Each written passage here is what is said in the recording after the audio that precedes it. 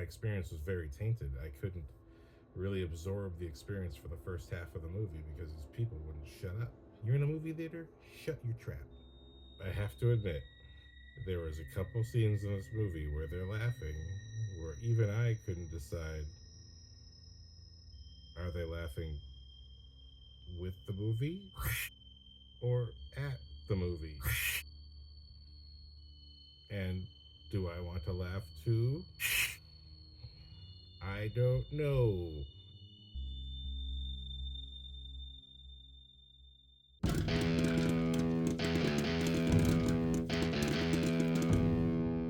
Aloha, movie nerds, dorks, and weirdos. Welcome back to another new Movie Tuesdays. Last night, I watched 28 Years Later. It was interesting. It was odd. It was not what I expected. A little bit like the last one. You know what I mean? 28 weeks later. Wow. How to get into this without spoiling it, because here's my spoiler free section. But it's kind of hard to gauge how I feel about the movie because, unfortunately, for the first 35 minutes of watching this movie, there's a couple of young people, somewhere in their late teens or 20s, these little assholes who wouldn't stop talking and laughing for the first 35 minutes of the movie. So when I was into a scene, or whether I was out of a scene, or whether it was unusual, but I just was not sure if I could enjoy it or not, it didn't matter, because somewhere in the background of the movie theater, and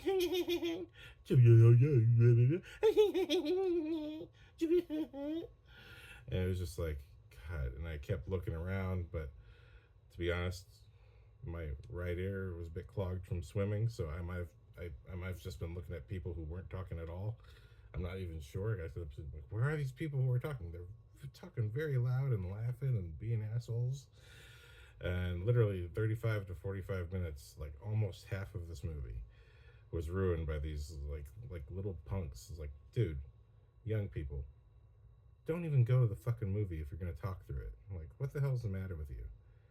I mean, it's one thing if everyone's talking, if it's a packed theater, everyone's talking and everyone's experiencing the movie and you're experiencing it with them. But if you're just giggling, laughing, you're clearly not even there for the movie. You're there to talk.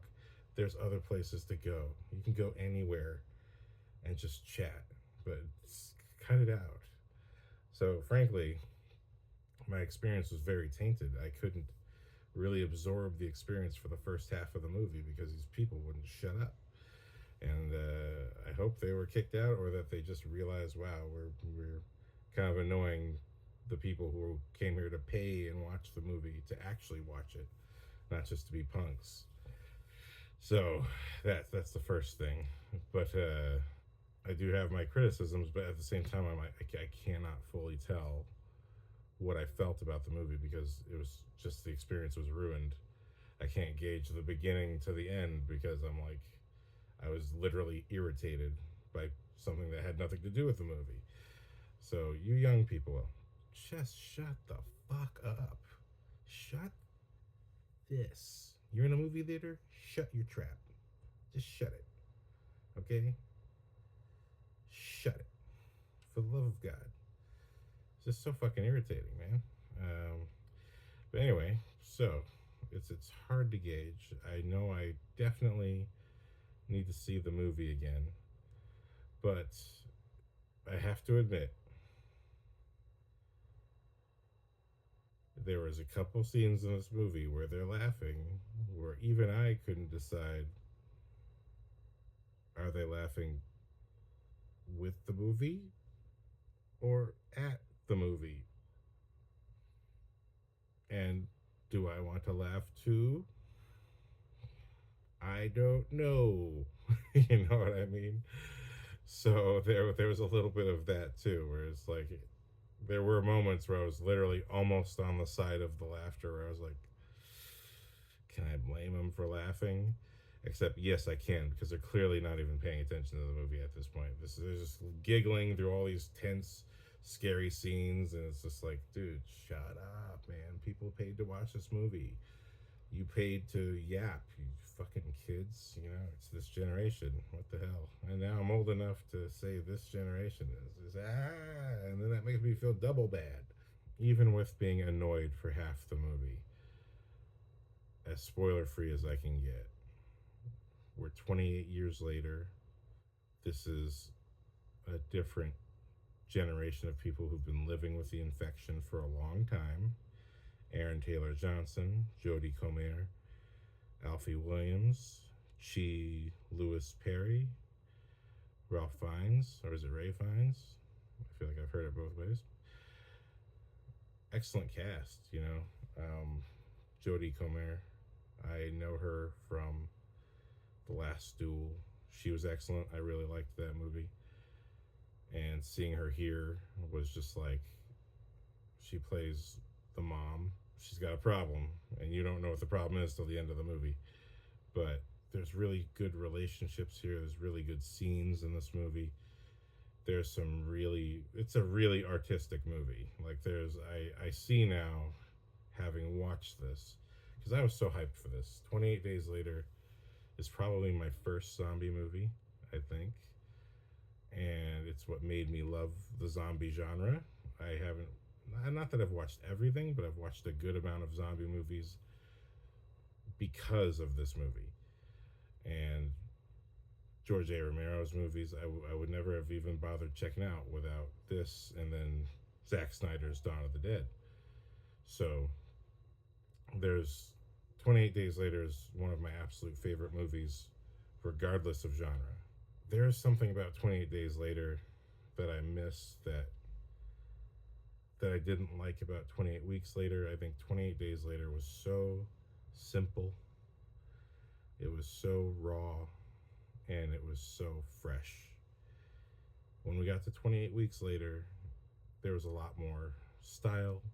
It was a bit more traditional of a movie, and it had some sequences that, when we get into the spoiler section, I'll talk about those sequences as well, for those of you who haven't seen 28 Weeks Later. But there's some sequences that were a bit hard for me to watch because of, in particular, what it was suggesting.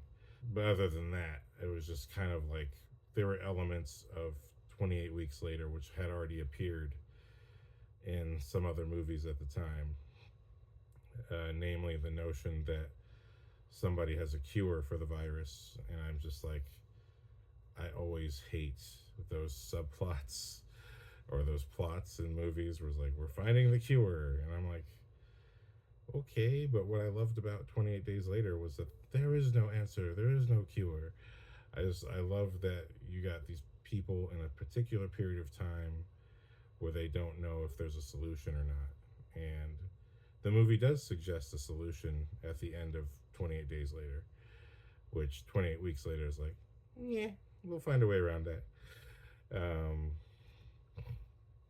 But what I like is that if you have watched 28 Weeks Later, the way they find around it, I think, is also a perfect suggestion for how the virus has changed between movies. You know, the first infection was purely rage zombie, and then the second infection in 28 Weeks Later introduces Robert Carlyle's infected zombie, and he seems a bit more intentional.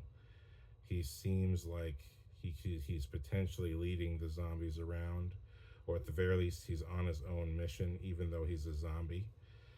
And he's watching and he's thinking, even though he's a rage zombie. So there's something interesting about that. Even though it's a departure from the first movie, it's simultaneously fascinating. But I just can't stand the whole, we've got the cure. I kind of like, well, I don't know. I just feel like that's an entire movie by itself, as opposed to a subplot carried out throughout the zombie movie. I don't know. I feel like that's really its own entire movie that I would like to watch, as opposed to, I don't know. I hate cure subplots. It's not that I don't like cures to things. I just hate cure subplots. They just seem very cheesy and make movies feel like television shows. And that's kind of was my feeling about that during 28 Weeks Later. Was that it was a well-made movie, and but also it was very traditional. So it was just kind of like, man, I missed that gritty originality, that gritty rawness of 28 Days Later. We get that gritty rawness right back with 28 Years Later, like right up front watching the movie. But it's beyond just going back to the gritty rawness. There's a total different approach to this movie where I would say it's odd. It's not bad necessarily. I really have to, because half of my experience for this movie was absolutely ruined by yapping munchkins. I'm not 100% sure what my experience of this movie was, because I literally, there's utter irritation. I know I can pierce enough through the nonsense to at least think about what I saw. And I would say this movie is definitely more art house, artsy styling. The editing choices are very interesting.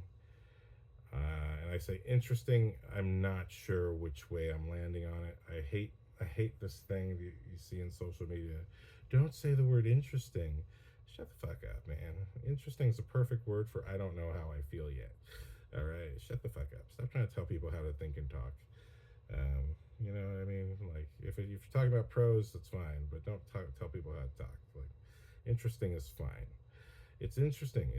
I don't know where to land on it. You know what I mean? I think that's what I think interesting means to me. You know, like like it's very artful cutting to certain things. I don't think they needed to do that much. The cutting style, it's very cutty, and I wish it was less cutty. You know, even through the laughter, I was just like, you don't need to do this. You know, this is not necessary. I get the suggestions you're trying to make, but also it's because it repeats itself a few times. And I know the reason why they have that wraparound multi-camera shot where they have, like, 16 iPhones on like this half circle around zombies. I now know why that's there, and I got mixed feelings on that too. I was like,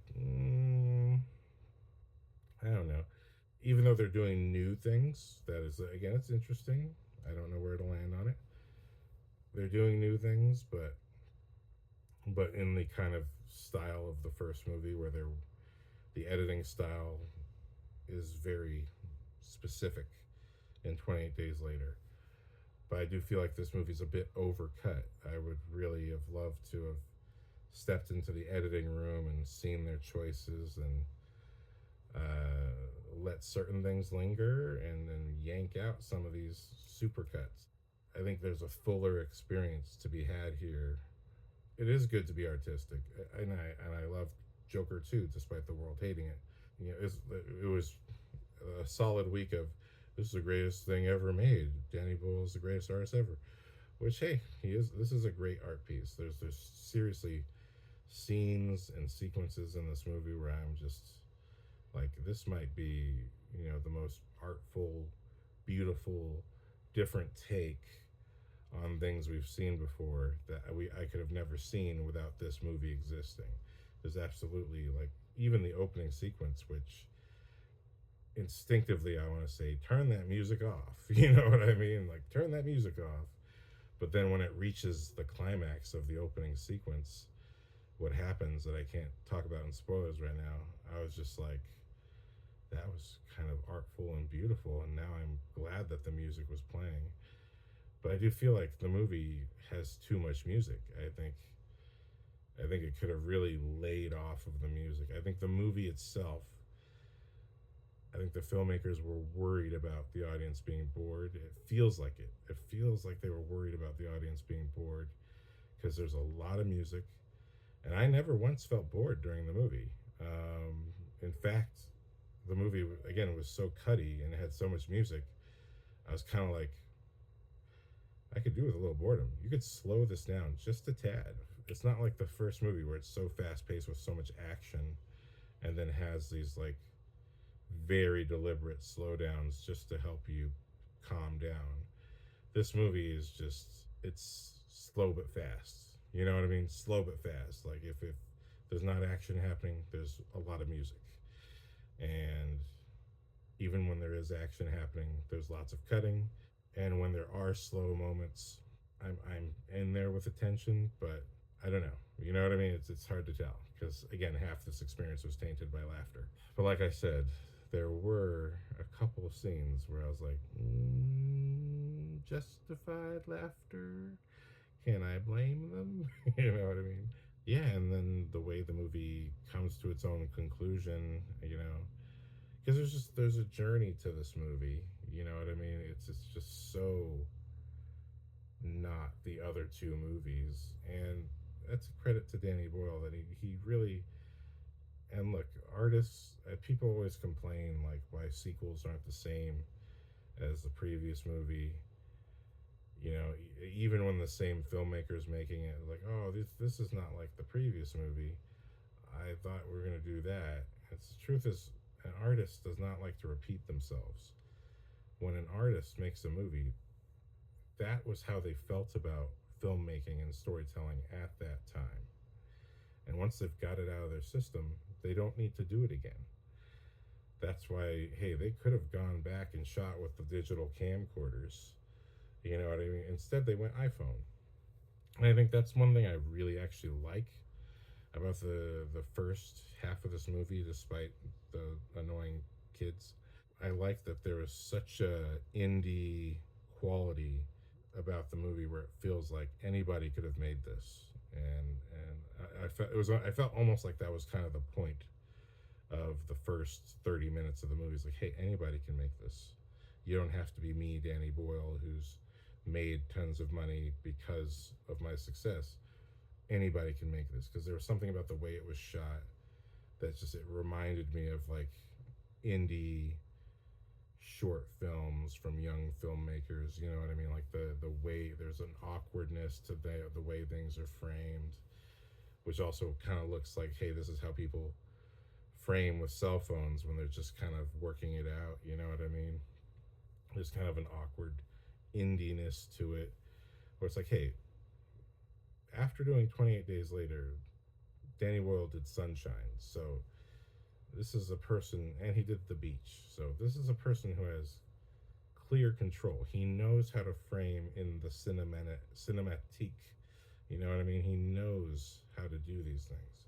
So when he does something and it's visceral, like Train Spotting, he's doing it on purpose. It's not a mistake, right? Like other young filmmakers make mistakes.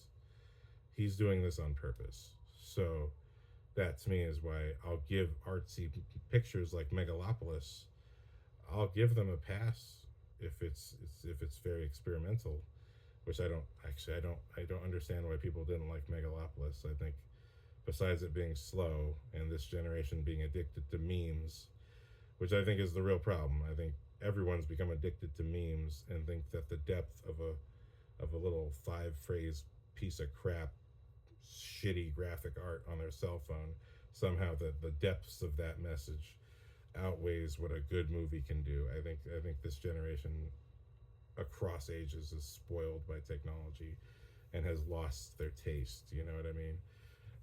That's my personal feeling. Like Megalopolis, a bad movie. I mean, confusing at points, sure, but a bad movie. I think even Megalopolis's artistic jumps to me are not really that bizarre. They're things we've seen in other movies, but never just done this way, done with this specific intent. Megalopolis to me was very easy to follow. Like I said, there's a couple confusing things, but aside from those things, the story was easy to follow. Typical Shakespeare story, families and egos at war with each other, and the citizens pay. It's very typical Shakespeare type of tale. I don't get why people couldn't grasp that or couldn't even enjoy it. I thought this movie is a good movie. I do not understand what people are not getting about this movie. But then again, if you look at my podcast, I do these deep dive analyses that does anyone care? Who knows? But at the same time, with that in mind, I think, look, 28 years later is another artistic experience. It's without question an artistic experience. It has a different thing going on. And I do appreciate, for me, what I like most about the movie is when the editing stops being so hectic and cutting to certain things that are not happening in the present. When the movie is just in its own present, I'm enjoying it. And it's artistic or storytelling moments where we're at, like the everything to do with Ray Fiennes and his bone structure. You know what I mean? The giant. You see the giant statue, or not statue, but the giant stack of skulls. Like everything about that was a really good part of the movie, and not what I expected. You know what I mean? It was just like the trailers definitely make it look like one way, and then the movie it's a different way.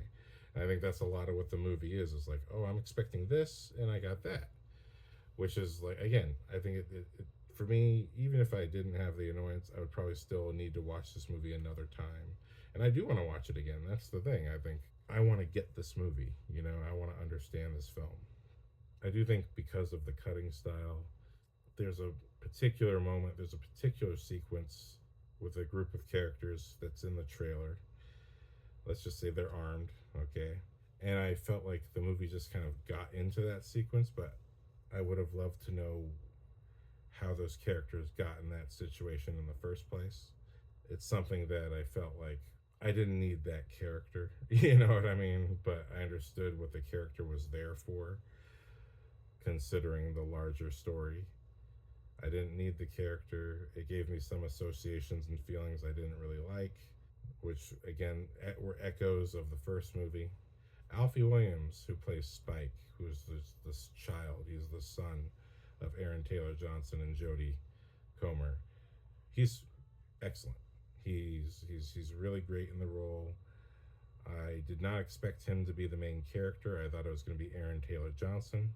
It's actually Spike who's the main character, and also I love that his name is Spike, which instantly for me makes me think of Transformers the movie, where Spike is the little kid hanging out with Hot Rod. So I thought the character and the actor were great. But again, there was a couple scenes where I'm like, I don't necessarily agree with the character choice, even though it leads to a very beautiful section of movie. There's a lot of art to the movie. There's a lot of beautiful moments to the movie that can't happen unless these choices are made. So I get it. But at the same time, I wish the movie was longer, actually. I think the movie could have benefited from, again, less cutting, less choppiness. You kind of get why they're doing it, but at the same time, it's like, we don't need that. But on top of that, I just would have loved a little bit more time with the characters to feel like, is this really what they would do? That's just where I'm coming from in this spoiler-free bit. So I think that's a lot of what my feelings on the movie were. You know, it was weird because the first week this movie came out, it was all nothing but praise, and then for the last week, all of a sudden I was trying to avoid spoilers and any type of review because I just want to see it myself. But all of a sudden I see all this negativity toward the movie, and specifically the final scene. I went to see this by myself. My roommate's going to go watch it, and I'm going to wait to see what she thinks because I need somebody to talk about this movie with, and then I'm going to come back and do spoilers. Or when the popcorn pops, I'll be doing spoilers, and I'll be getting into all the choices in this movie. But for now, suffice it to say, I do think this is an artistically beautiful movie. Like I said, the opening, and literally there's chunks of the first half and the second half that I think are so good. You have to see it in theaters to appreciate what good stuff is here. But simultaneously, for the people who didn't enjoy it, and look, every movie has people who don't enjoy it. I'm sure there's people who don't like The Godfather and don't like Star Wars. It's just, people have different tastes, and that's just how it is. I don't necessarily think this is a divisive movie. I think, but I do think some of the things that it does that I'll get when we do spoilers, I'll get into that. Some of the things this movie does, we've seen before in other zombie movies, and I think that to me is the biggest problem with the movie. Um, Even worse that they're explained across the movie. I kind of wish it was just something that was either discovered or I don't know. I think it just made me think of those other movies, which was my same problem with 28 Weeks Later. Because the most important thing for why I love 28 Days Later is before 28 Days Later, there's really nothing like it, as far as my experience goes. After 28 Days Later, it seemed everyone copied 28 Days Later. Even Dawn of the Dead has fast zombies. That's just where I'm coming at. I think the movie goes out of its way to be very artistic, and I appreciate it in certain chunks of the movie. But that being said, I absolutely want to see this movie again, so I can at the very least get the fresh experience of just seeing it, hearing it, what's going on in this movie without some annoying chatter in the background. And I do want to say one big plus is the sound design. I got lucky with the movie theater I went to because the sound design was so rich and it was really wrap around. So even when those youngsters stopped yapping, I was still like, whoa! I'm hearing the bug fly behind my ear. I'm hearing the wheat or the flowers wave in the wind. There's the sound design was so rich and good. I thought, oh, that's worth it. Just to feel like I'm there with them.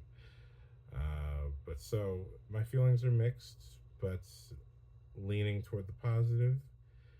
And I do think, without getting into spoilers, I do think you should check this out in theaters. If you enjoyed 28 Days Later and 28 Weeks Later, I think there's something here for you that you shouldn't miss out on just because someone said it sucked or whatever. There's something here for you shouldn't miss out on. You might even have a good laugh. That's my thoughts. Spoiler free.